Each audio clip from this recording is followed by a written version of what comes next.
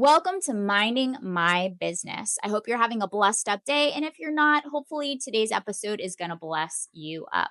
This was a show dedicated to celebrating people that have created a lane for themselves and are doing extraordinary things in the world.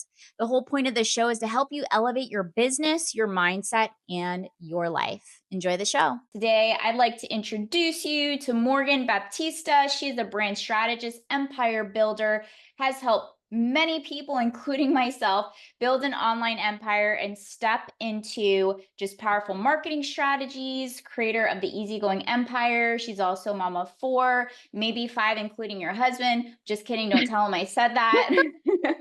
Welcome to the show, Morgan. Hey, I'm excited to be here. I've been obviously watching your show and helping edit it for a long time. So, yeah, I'm excited to be here. Yeah. Yeah. So let me just introduce you. I introduced you to Morgan of what she's doing, but Morgan has been the back end of everything you guys see as far as like the podcast editing, the social media. Morgan has been like my right hand for like maybe 2 years now or something like that. Maybe like a little over 2 years, maybe 3 years. Something like that. And all the funnels you guys see, the landing pages, like I definitely cannot do it on my own. And she's just been such an asset towards the business and my goals and my visions and my dreams. So thank you for being with me on this journey. And let's highlight you today, shall we? Yeah, well, thanks for having me. So let's get to know you as a human being before, like the mama for wife, empire builder, market strategist, and all this stuff. Out of all the careers you could have chosen, what made you get into online marketing? And for a lot of people that don't know, I know you've been in it for what, over 10 years? It's been a while. Yeah, it's been about 10 years. I started as a freelance writer because I was actually a trained journalist. That's what I went to school for. And so had been doing like social justice work for a long time after I graduated from college. And then I was about to have my first kid and it just wasn't going to work anymore. Like the hours were too crazy. I was driving too much. It just wasn't sustainable, which is, I think, a place that a lot of moms end up at where they want to work, they want to do something that matters to them, but it's hard to do that while you're balancing family or even just literally pregnancy.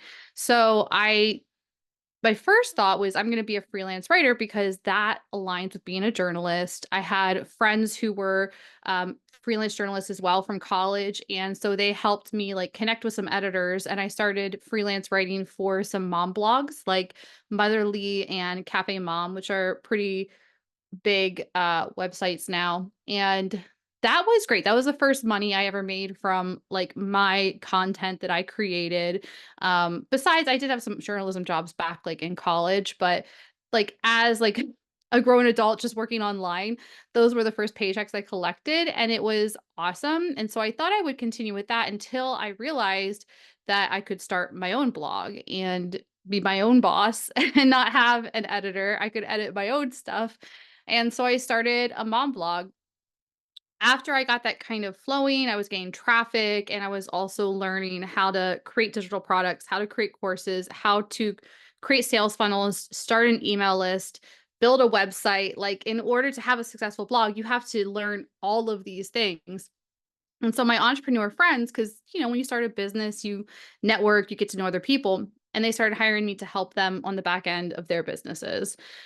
And so over the course of the last 10 years, I've helped dozens of entrepreneurs with everything from Instagram and Facebook ads to building sales funnels, writing emails, creating social media content, and then also blogging. I continue to freelance blog and help other bloggers grow through my writing there. So now here I am. And over that time, I really got all my clients from referrals, word of mouth, networking. I never built my own brand. And so now that my children, I have 4 of them now. I started with the one, now I have 4, and I'm done having kids. And it felt like this is the time to actually build a brand and start putting out my own courses, which I had in the past, but take it to the next level and grow something bigger, grow an empire. And a lot similarly to the way that Tanya talks about like your business, your life, your relationships, like these are all important facets of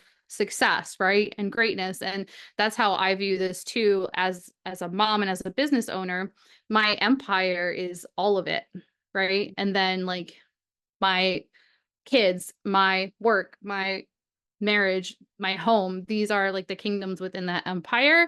And it's hard to succeed in one if all the rest are like falling apart. And so on my podcast, the Easygoing Empire, I talk about a lot of similar things that Tanya does, but my primary focus is the business building and then how, self-care and different hacks for mom life and things like that can help support your ability to do the business. But I mostly focus on the actual automation of your business, planning and creating systems so that it can run more smoothly, things like that, so that it frees you up to have time with your Mm, kids, to go on date night and not feel like you traded in a 40-hour-a-week job for another 40-hour-a-week job or more mm, when you start a mhm. business.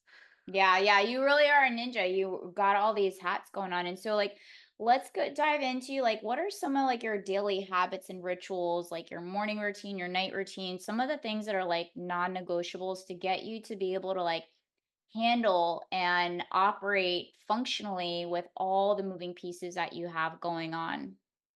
Yeah, so I've always been interested in like personal growth and routines and trying to figure out how to make it all work ever since I started. But, since working with Tanya, like honestly, I also go through her courses as I'm helping her. And so the way that she's helped me focus on my routines definitely has like up leveled them a lot because I think that before I was really trying to like fit like the stereotype of what a morning routine should be, like versus actually thinking about my life, my goals, what's important to me and figuring out a morning routine that actually helps me versus is just checking boxes that some random entrepreneur told me to do.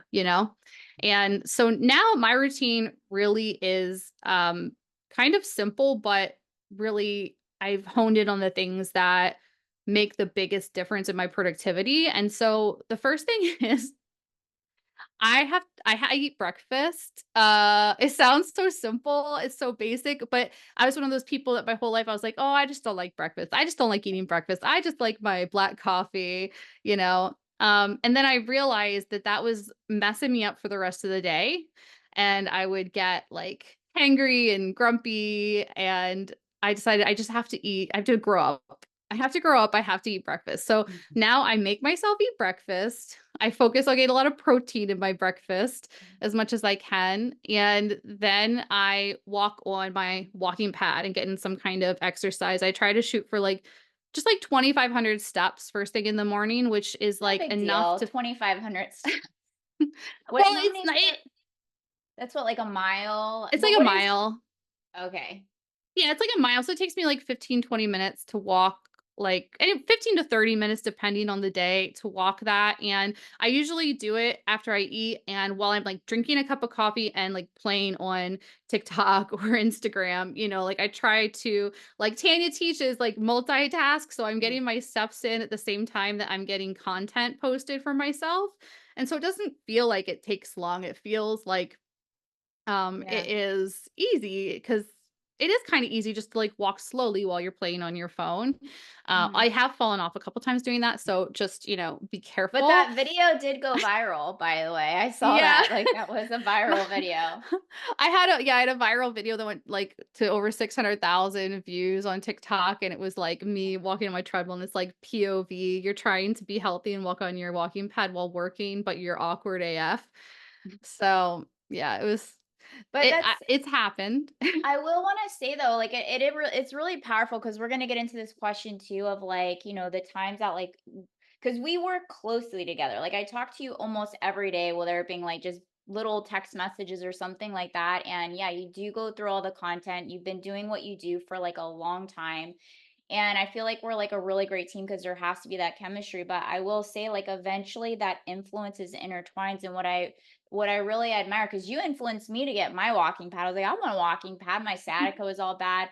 But I was like, it's really cool because you have to work with the season that you're in. You have so many moving pieces with the little ones, like because when we're on our Zoom calls, the little one comes and grabs you, kisses you, then your husband comes in, and somebody is coming in, but you're still like able to like compartmentalize and stay focused. I mean, get a little bit pulled away because you're not going to ignore them. You know, they're a big part of your life.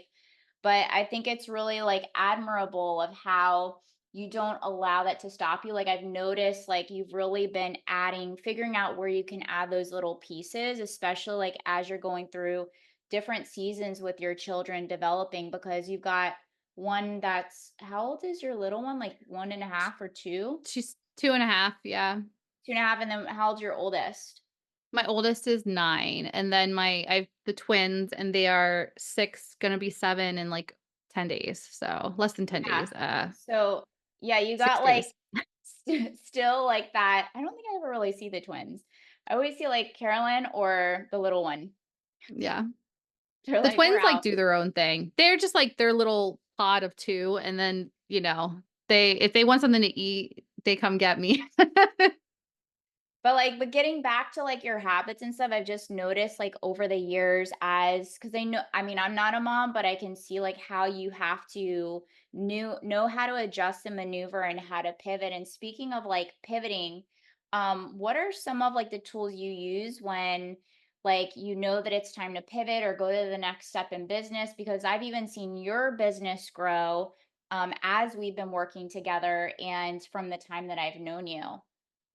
Yeah, so we started working together. I was in, like, the last month or 2 of pregnancy, and then I had the baby, and so I was kind of, like, in flux at the time, and I was in a phase where I wasn't, like, actively growing my business. I was just kind of managing the clients that I had, and, like, Tanya, I met you through a friend of a friend that, like, Mhm. introduced, like, so, I wasn't actively growing my business, but then at some point, I made the decision that I had to switch things. And I had to start prioritizing work more than I was, because anyone who's in business knows how hard it is to create content, stay consistent with that, to figure out like your offers, your own marketing. Like those are hard things, even though an expert in that. When you're doing it for yourself, it's different, right? It's still hard because you have to make decisions for yourself and you're so connected and attached to it.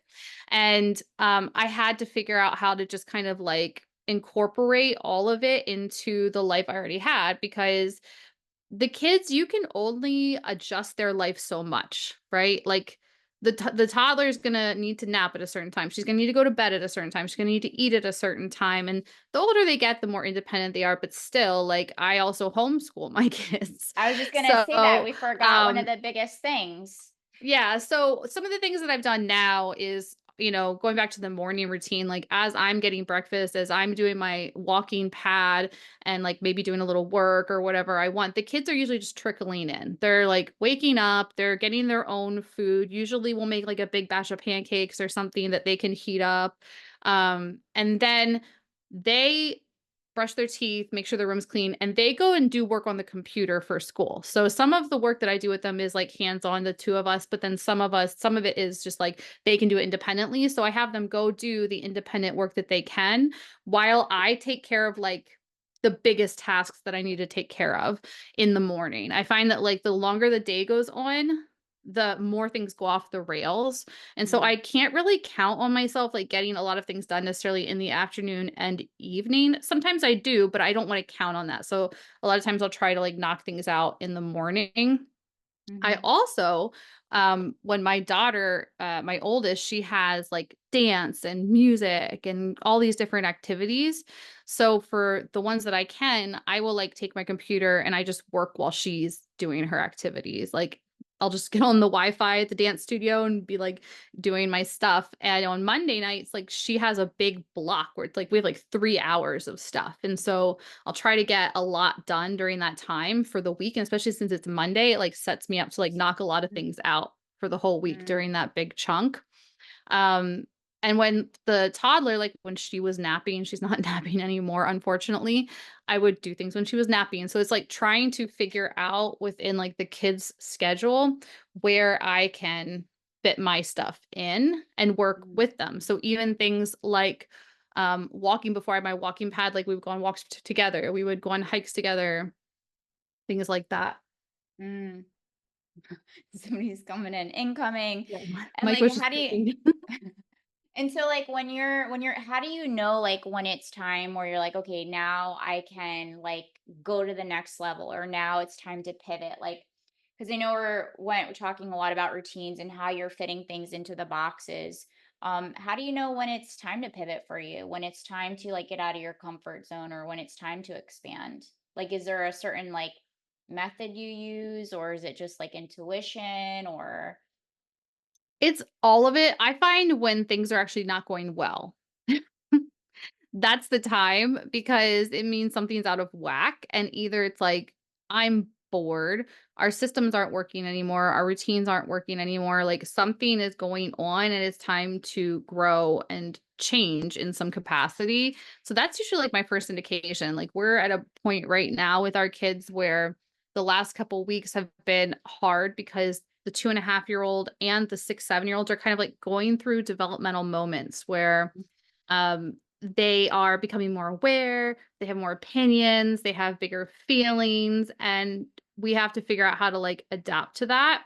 And so I used to, whether it was that or whether it was me and my own personal routines, feeling stuck, I would just try to like keep pushing, pushing, pushing on the same thing. And now, like, I try to pivot as quickly as I can. So Mhm. as soon as something starts to feel like out of whack or out of alignment, I try to just go Yeah. ahead and pivot. And as far as like deciding to like blow up my business, like I just had to make the choice that I realized that I used to have these like huge ambitions for myself back like when I was in college. Like after I wanted to be Christiane Amanpour, like I wanted to be this journalist that traveled everywhere and did all this stuff. But ultimately, I got married and had kids, and like I chose that because that is probably my biggest dream in life really is to like have my kids. That's I'm just like I'm a mom. I'm a mom who likes being a mom, but that doesn't mean I don't have other dreams too. And so it got to the point where it was like, okay, I've had the kids, like they're getting more independent.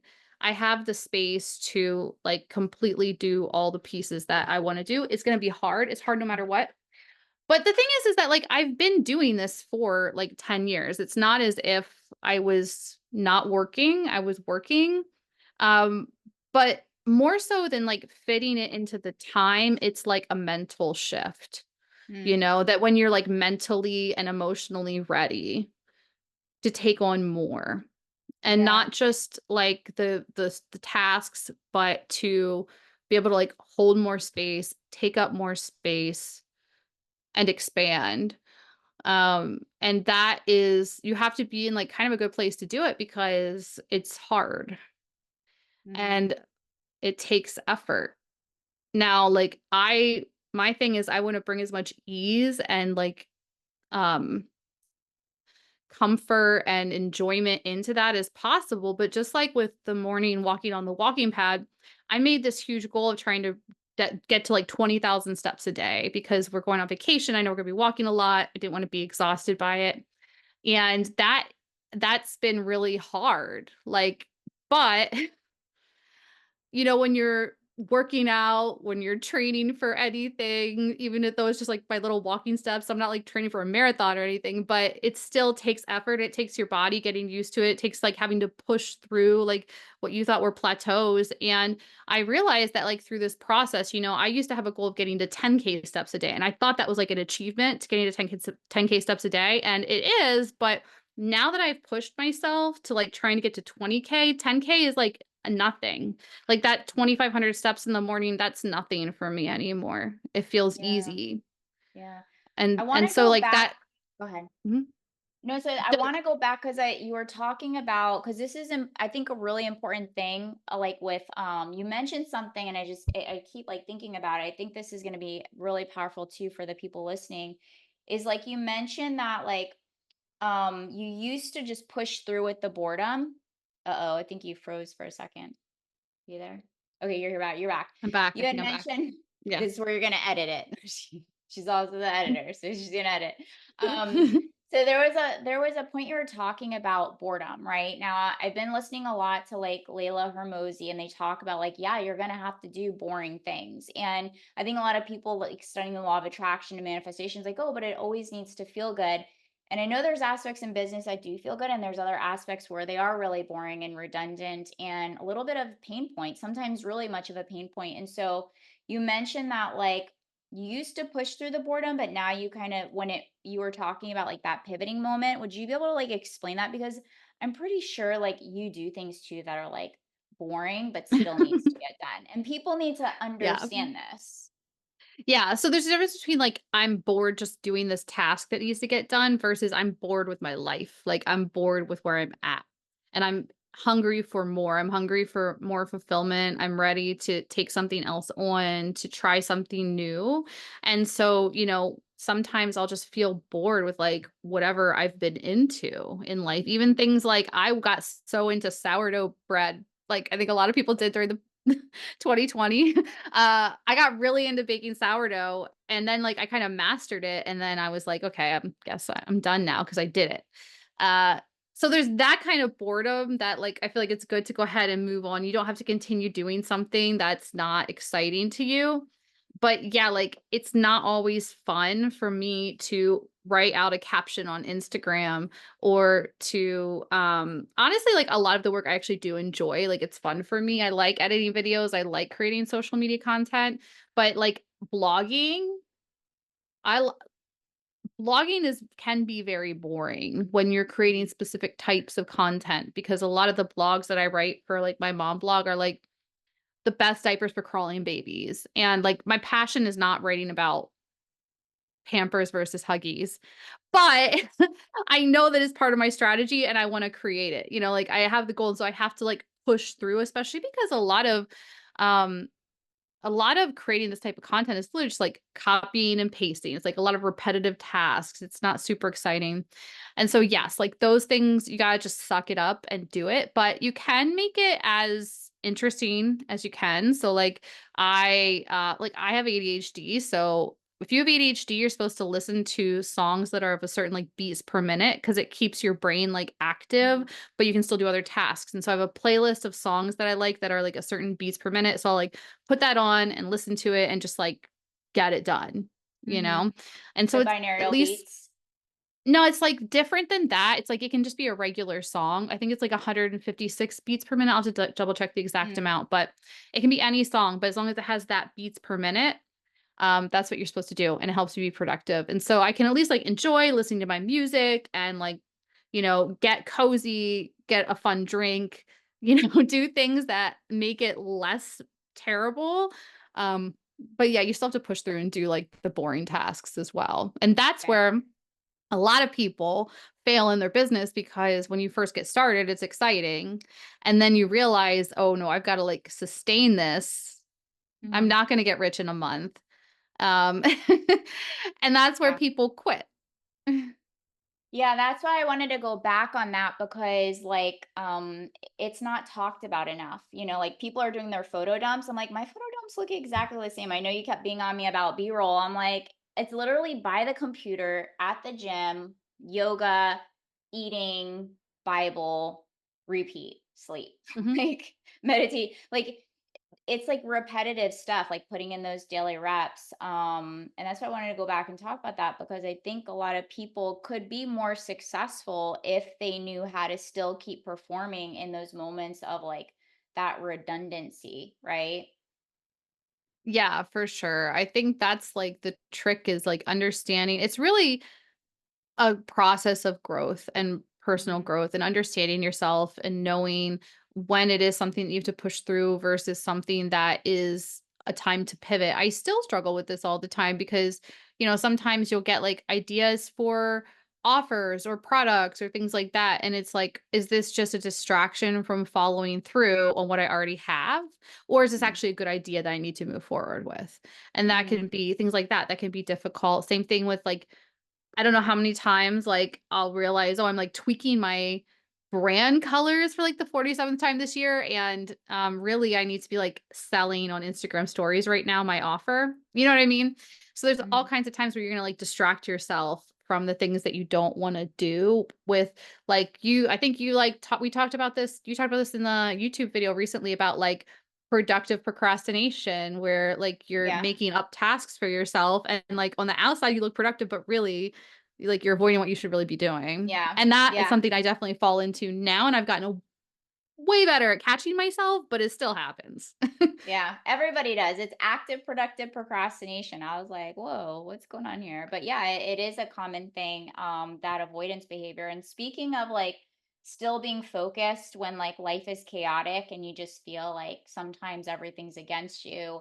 I mean, it's one thing like when you can kind of escape your reality, but like you've got 4 kids and a husband, you can't really like, and they're all homeschooled and everybody's all up in your space. They like climb you. I see a little one like climbing up all on you.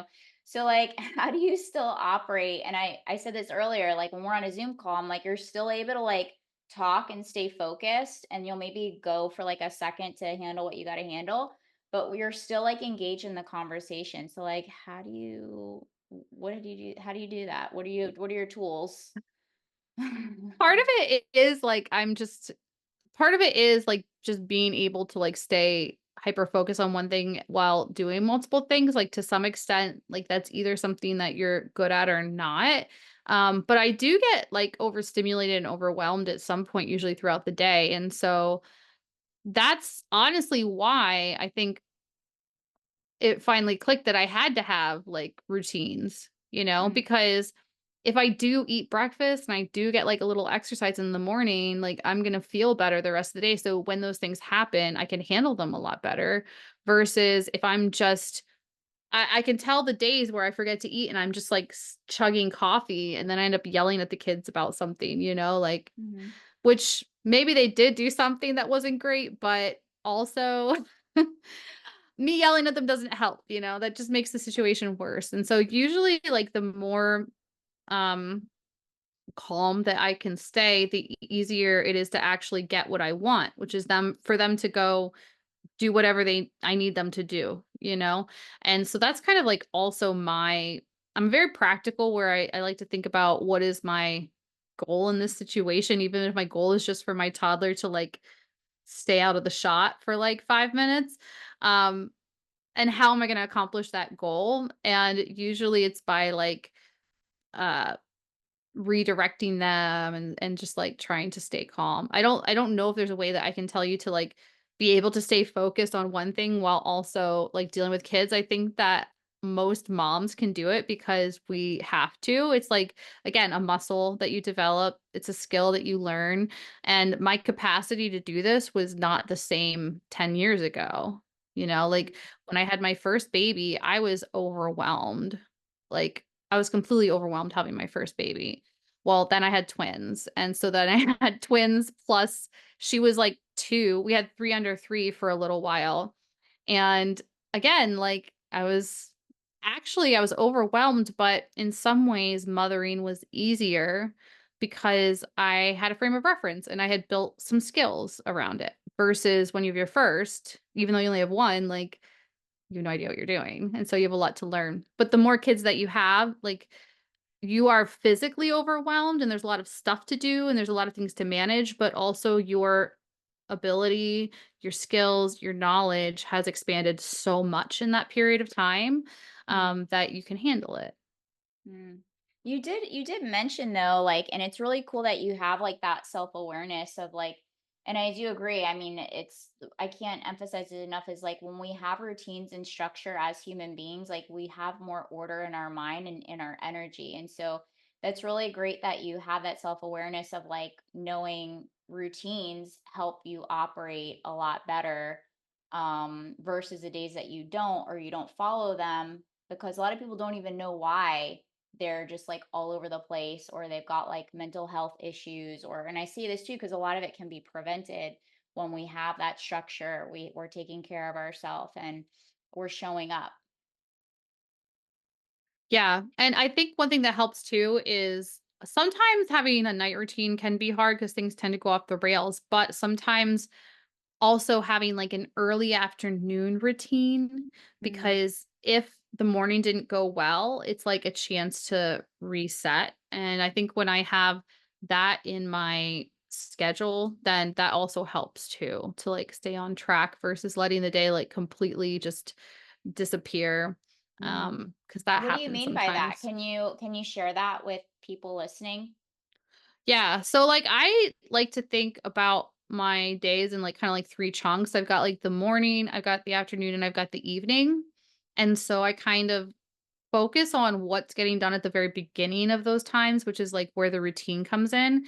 Because I know there's no way for me personally, there's no way that I can actually, like unless I have a meeting or something like that, it's really hard for me to, like, schedule every single hour and say, like, "This is what I'm gonna get done," versus saying that, like, "Okay, like, at noon, I'm gonna have lunch, and then after lunch, I'm gonna walk again for 2,500 steps again, and while I'm doing that, I'm going to do this task or whatever, you know? So it's kind of like that's like another reset moment for me. And then also with like the kids too. Um, if I feel like things are going off the rails, I also will just like pause the day and we'll, like, go outside or do Mm. something to, like, break up the energy because sometimes it's just a bad day and the energy is bad, and you have to do something. It's like this is a really great piece of advice that a lot of new moms hear, but you should also do this for yourself, which is, like, when your kids are having a bad day, they're having tantrums, they're melting down, things are going wrong, take them outside or put them in water. Mm. So, you either get them outside or you give them a bath, or if you have a pool, you can go swimming. But those things completely, like, transform the energy for the kids, but also for myself. Um, so if I'm having a bad day, sometimes it's not, like, walking on the walking pad, sometimes it's taking a shower, and that kind of, like, Yeah. gives me a new jumping off point for the rest of the day. Yeah, when you were talking about that monitor, I was like, yeah, that's really it's true because when you're like super stressful or life is really stressful, like you need like that pattern disruptor, right? So that's like what you're talking about is like just kind of changing the environment or just having a shock, whether it being nature or water. That's really great. Like I think a lot of people don't know to like segment their day in three parts and then also like to change the environments you're saying can make a really big difference.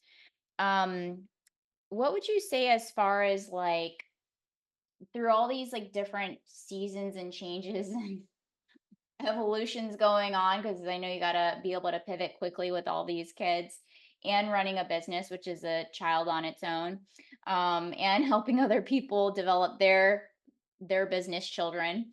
What are some of the things that you've had to overcome to step into like the woman that you are today?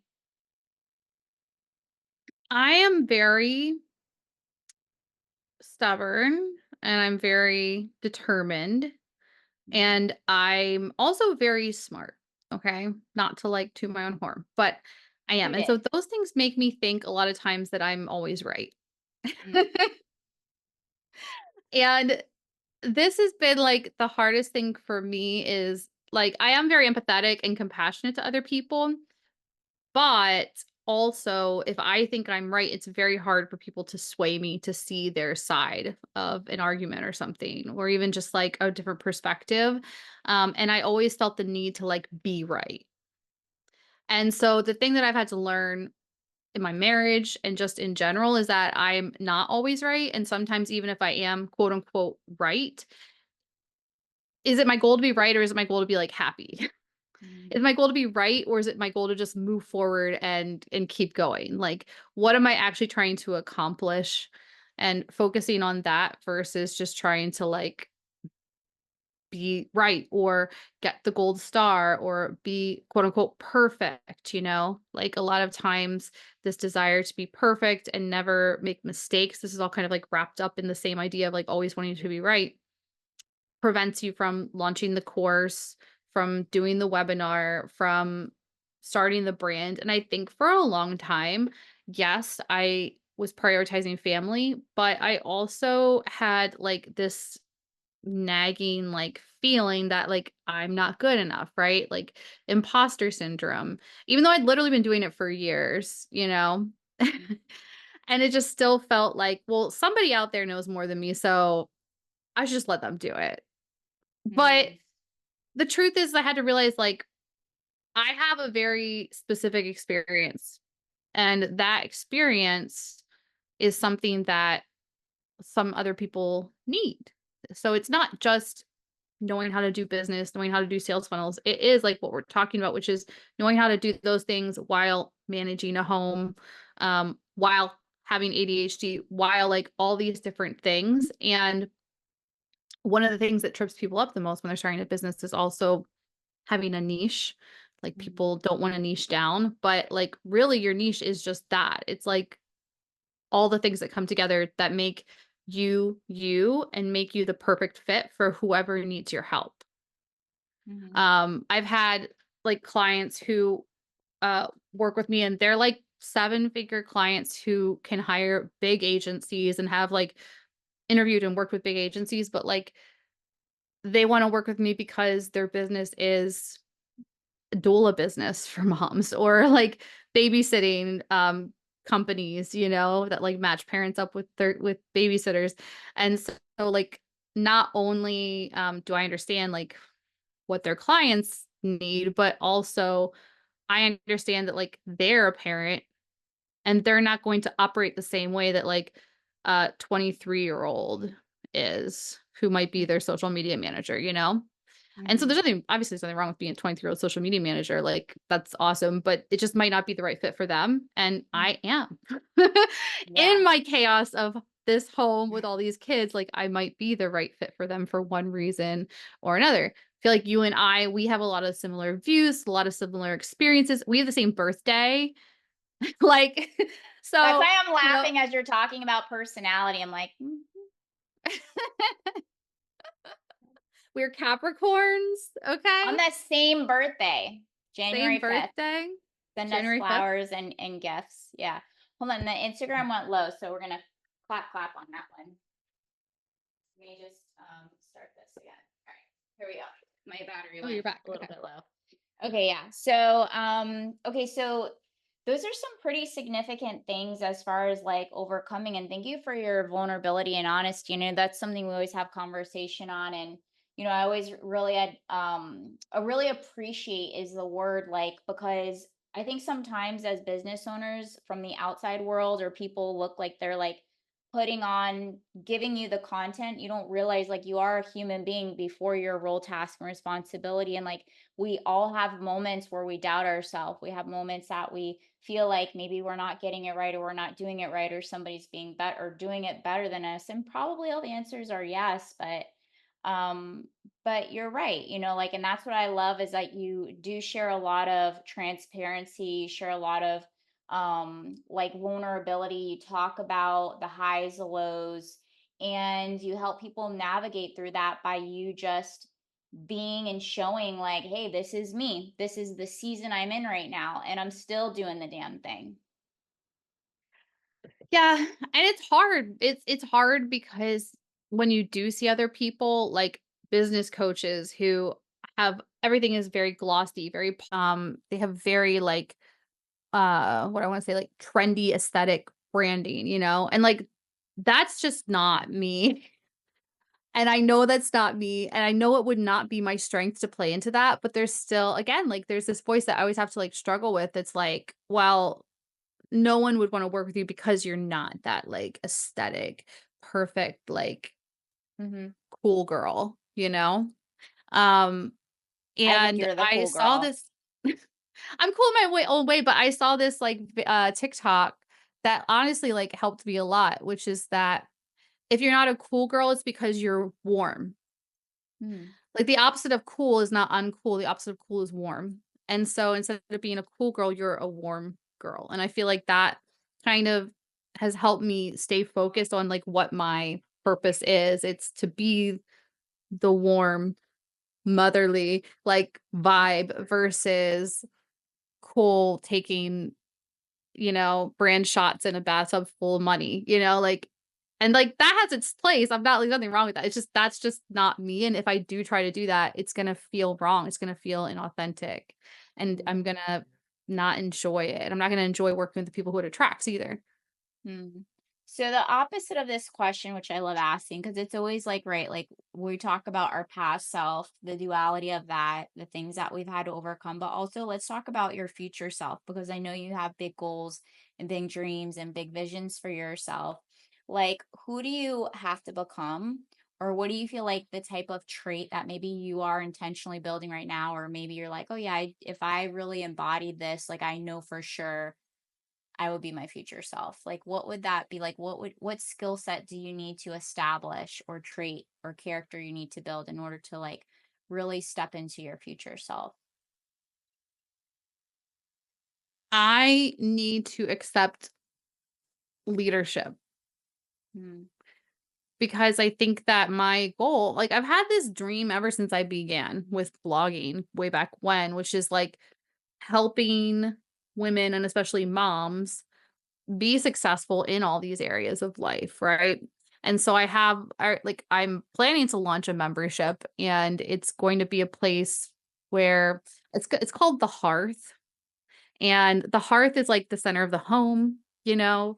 And I have this vision that the group is the hearth, and it's where everyone can gather to get support and the village that they need, because we talk all the time, as especially as moms, that like it takes a village to raise a kid, but like we don't have a village. Like mm, our village, if we have any, is online at this point. And so I would love to like provide a space for that, that is both business support and then also life support and fun stuff.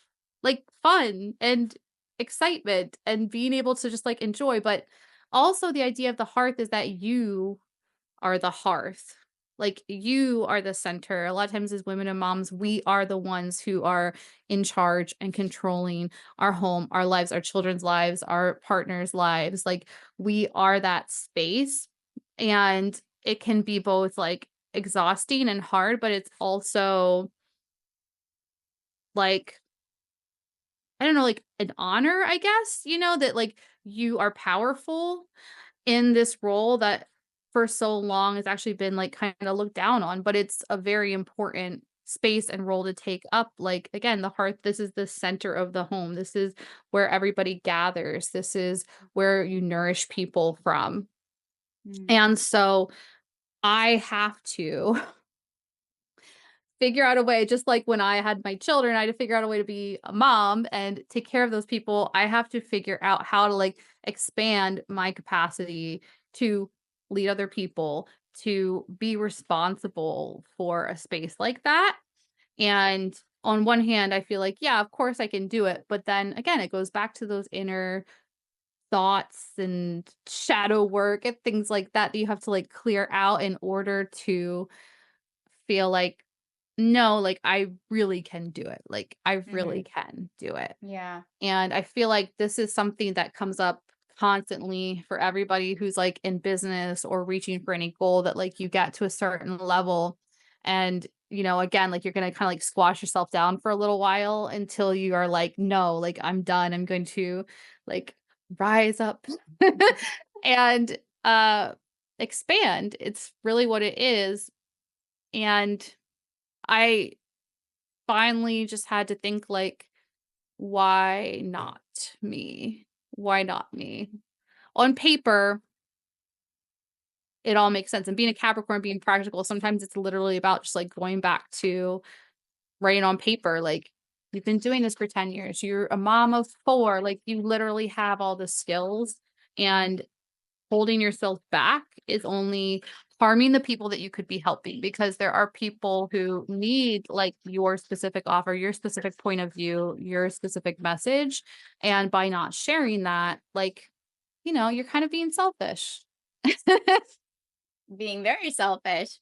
But I mean, you're right about when when I talk to moms, and it's like that's like the first sign of leadership. Like if you're a parent, a mother or a father, like if you're a parent, like you are a leader, whether you're like in the workforce or you're just like your job right now is to be a protector and a provider for your children, like that is leadership. You are literally in charge of our future, like their Mhm. education, their ability to make decisions, course correcting, like all that stuff is guiding. That's all leadership. So, yeah, and you're leading 4 little ones right now. 100%. And, no one is ever ready to be a parent 100% because you don't know like what you're getting into until you're in it.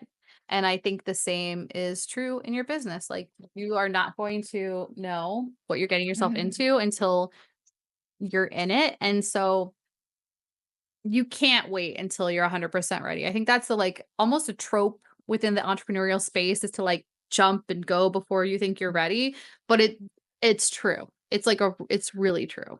Yeah. So speaking of the you must it's not warm, but you said the what did word did you use? Because I've never heard of that word before, but I was like, oh, it sounds like warm, but it's what did you The say? hearth. The hearth. So speaking of the hearth and the centerpiece, let's talk about inner circle. And let's talk about like what are some of the core values that you have as like non-negotiables when you allow people to really get to know Morgan and to really get to know you as as a human being and really let them into like your heart and in your life. Yeah. So in addition to being a Capricorn, I'm a Cancer rising, and that's the crab. It's like a very hard shell, but a very soft interior. And I feel like on one hand, I have no problem opening up about facts about myself. Like if you're a mom and I meet you on the park and we start talking, you can hear every part of my birth story, like what position I was in when I gave birth. Like literally, I'll tell you everything. Like I'm an open book with things like that. But then like my actual feelings, I feel like I truly have a hard time sharing those on like a one-to-one basis. It's easier for me to like just make a video talking about my feelings that just goes out to like an unseen mass of people.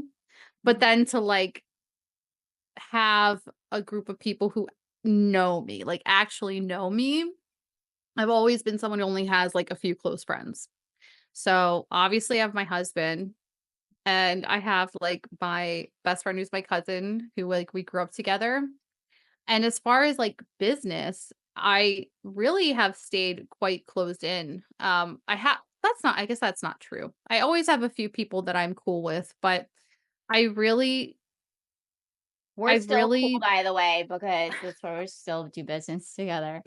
yeah. No, like, but it's like seasons, like, sometimes Yeah. depending on what season you're in, you'll have people who you're, like, vibing with, you're almost, like, masterminding with and stuff. So And how so would there you are people describe those like core values? Like how would you the describe core like values. the core values? Yeah. Like these are like aren't negotiated. Like these are the core things from the people that are close to you. Like what are those would you say like those core values that you think are like really important when it comes like the possibility of letting somebody in? I think that it's funny because my husband and I actually have, like, very different opinions on a lot of things, but I think that the underpinning of that is the same, which is caring about other people. But I think that for me, it's like some of the most it's justice is what it is, I think. I care about justice. I care about um compassion, empathy. I care about not just justice, but like having like a code of like honor almost that you Mm. follow, being honest, being very honest. My husband is insanely honest, honest to a fault, you know? And I appreciate that so much. Also, being willing to go against the grain and not go with like the crowd. And so Mhm. some people you feel like you don't have to wear that mask for them. And so those are the people who are in my inner Because I circle, the keep people I don't I have to keep wear a mask thinking of for. like people that are just being authentic.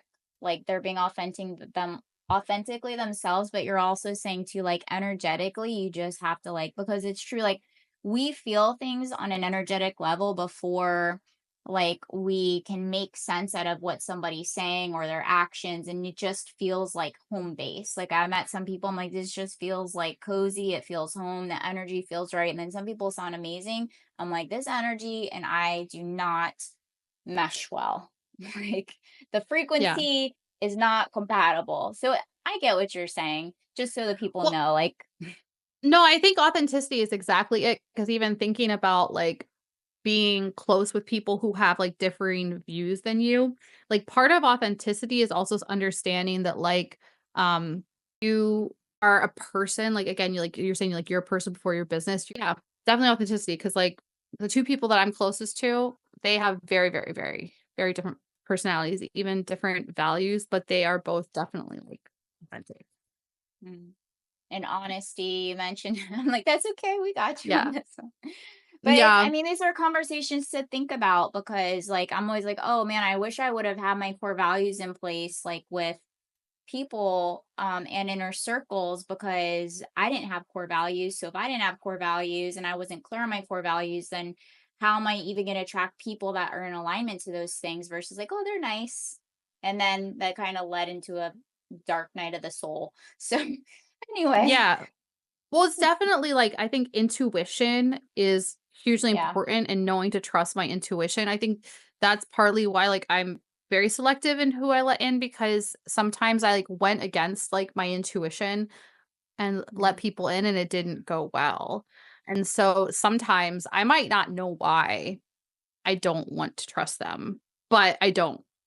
And Mhm. so it's like, it's okay if I don't have a reason, if I just intuitively feel like this is not gonna work, you know? Like, Yeah. that's okay. I don't always have to have, like, a logical reason. Yeah, yeah. And I want to say this too for people listening is like intuition, everybody, it's a muscle. So it's not always going to be like super strong in the beginning. The voice might be like a little bit weaker, but as you keep listening to that intuition, that muscle gets stronger because you're giving it the daily repetitions, and that voice gets more clear and louder. And so I think I always get a lot of questions of like, how do you know like if it's intuition or if it's ego? It's like, it comes with practice, and then you're able to have that discernment in it, or sometimes you have really bad experiences or it's like that gut feeling. And so I can't believe it's already been an hour. I want to make sure that we're still on point Mm. with everything, but how I like to close out is if you could leave the audience with like one thing that they can integrate today, that will help them elevate their business, their mindset, and their life, what would that one thing be? Imperfect action. Mm, Take the step. Do something. Post the reel. You're not gonna learn and grow and get better unless you're taking action. So even if it's something small, like, just do it. I've had to force myself sometimes, like, if I don't wanna do things, just be okay with it not being perfect, and also being okay with the fact that it might flop. There's gonna be flops throughout life. Nobody goes through life having everything work out perfectly, but you're gonna learn from it. But you can't learn unless you collect the data. I think about this, like, I run ads for people, right? And some of the ads don't do well, but we get data back seeing what happened and where we can improve. And if we never would have run the ad, we never would have had that. So do mhm. the thing, period. So great. And I'll say this because I shared it on Instagram. I was literally today, I had a breakthrough, not a breakdown. And I called my chat GPT Morgan, because I'd always go and message Morgan. I have to say this before we close out, because I was always message Morgan and I would like ask her. And then either sometimes she would be probably busy or whatever. And then I would like figure it out a little bit later. But like now I program myself, because Morgan would always say, go to chat gpt, so she trained me. She's like, ask chat gpt. Finally today, chat gpt and I are besties, and I've been struggling with this one for a long time now. I've like quit on it, I'd come back, we'd break up, we'd reconnect, we'd and like today, because of that, like consistently staying with it, now we're become very great friends, me and chat gpt Morgan. Good. Well, this is just a little side tidbit too, is like if you're talking about like your core values with the people that are close to you, you can tell ChatGPT your core values and make sure that tell it that it should adhere to those. I'm not even Yeah. joking. I'm No, so I know you're serious. not. I know you're not, but that just goes back to and just like post it, figure out how to ask it better questions. And it's like the same thing with anything, because even when we're doing and chopping up content, I'll be like, "Oh, I don't know, it wasn't that good," or "Man, I didn't say this," or this and this, and but like as you keep putting in those repetitions, like anything, and you just put it out there, you're absolutely right. I couldn't agree more with you on what you're saying about that imperfect action, and just kind of got to take a hit to the ego until like, it gets better. So that's great. Great. I love that. Not like it mattered anyway, but that's great advice. Um, so thank you so much for you guys that tuned in and listened to us today. We really appreciate you hanging out with us. If you found value in today's episode, make sure you screenshot it, share it on your social platform, tag Morgan, tag myself, and make sure that you guys just mind your business in the meantime. Stay in your lane, keep doing extraordinary things, and we'll see you guys in the next episode. And Morgan, thank you so much for your transparency, just dropping diamonds on us and sharing your area of expertise, but also you as a human being. So thank you. Thank you. Thank you so much for listening and tuning in. We appreciate you hanging out with us. If you found value in today's episode, make sure you subscribe, that you like, you comment below one of your greatest takeaways for today, and you tag at tanyacoliver and our guest. Until next time, remember that you were built for this, and it's time to elevate your business, mindset, and your life.